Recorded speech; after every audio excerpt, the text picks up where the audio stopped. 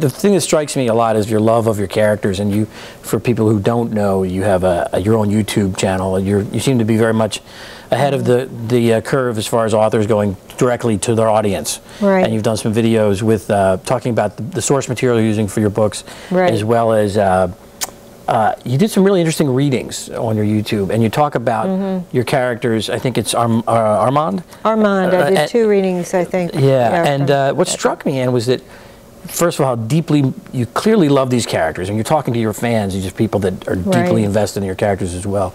And there would seem to me, perhaps I'm completely overreading it, but it was emotional for you to read these scenes about Armand's dealing with faith and leaving faith. It was. And I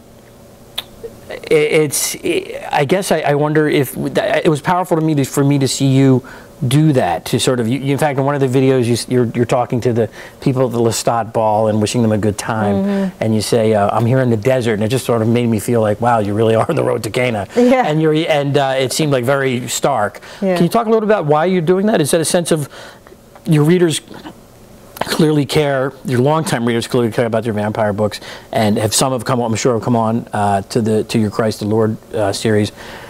It seems like almost a teaching moment for you in your own sense. Can you talk about that? I think it's a great opportunity. Right. You know, and I'll tell you, I've always had a close relationship with my readers. I used to tour every year, and I used to see thousands of them at signings and get to hear what they had to say about the books. And that time is kind of past, you know. And what we have now is a completely new way of relating to each other on the internet. I get hundreds and hundreds and hundreds of emails from readers of these books, the old books, the new books, everything.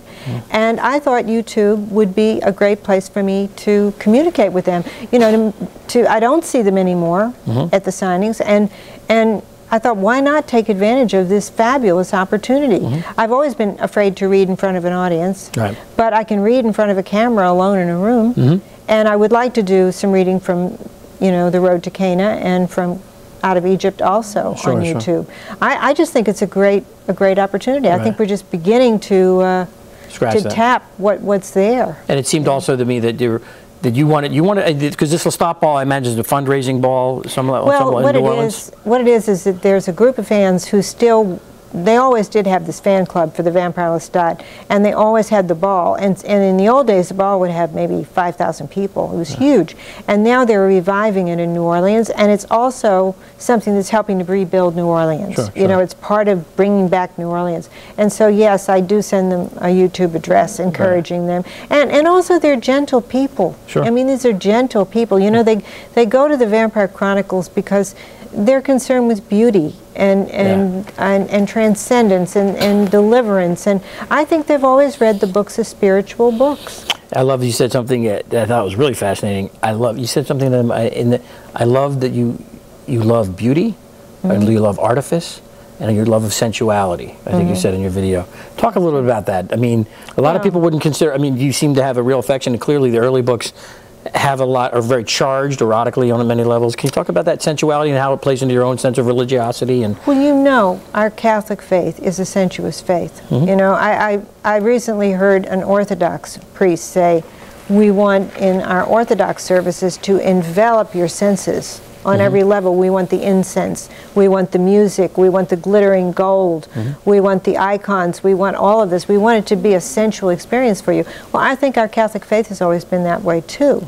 It's involved the sensual aspects of life. I mean, when I go into my parish church here, it's a beautiful church with stone floors and stained glass windows and gorgeous paintings, and that's very important to me. I think we have a wonderful thing, us Catholics, in preserving that tradition. And we can look back on an unbelievable tradition of artists. I mean, when I read about the Reformation and I read about the churches that were burned and destroyed and the paintings that were destroyed and disfigured and the statues thrown into rivers, and I mean, it breaks my heart that all that art was lost, no matter what you believe. You know, to lose all that art. So the art's very important to me, and I know that the readers of the Vampire Chronicles, whether they're atheists or Christians, they've always loved the artifice in the books. They've always loved the sensuality. And what they're really reading is a Catholic imagination. You know, the books are Catholic.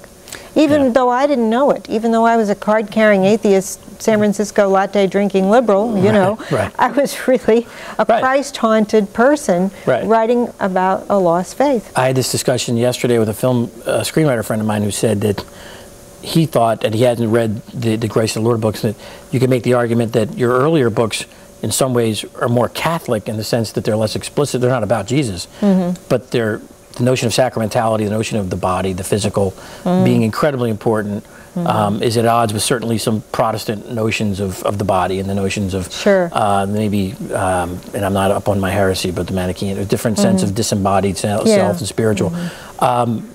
Do you think your old readers are getting that? I mean, it's definitely. That your blood being so important. I mean, this is deeply Catholic. I think so. I mean, you know, when I was writing those books, I didn't realize what a Eucharistic symbol it was. Lestat wanting to drink the blood of another person, or when he's given the blood.